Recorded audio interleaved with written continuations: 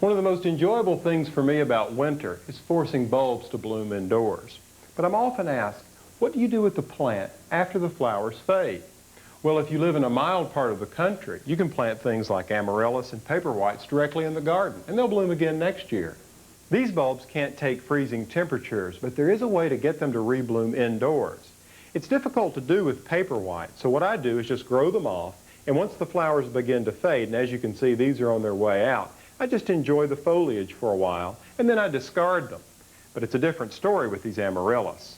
If you've priced amaryllis bulbs, you know they don't just give them away. The larger the bloom, generally the more expensive. And these premium bulbs will usually put out 2 or 3 flower stalks and lots of blossoms. But it's always my goal to try to get this flower to come back next year. And it's all about reinvigorating the flower bulb. You see, for a plant to produce this many blooms, it takes all of the energy out of the bulb. So what I'm going to try to do is help it recharge itself.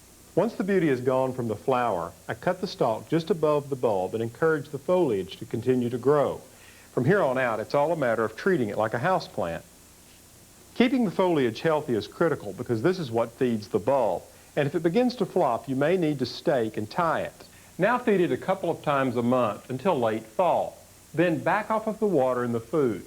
Keep it in a place that's about 48 degrees for 8 to 10 weeks. Then bring it back into the warmth of your home, and in no time it'll bloom again. For more gardening tips, log on to pallensmith.com, and for weather information, weather.com. From the garden, I'm Alan Smith for the Weather Channel.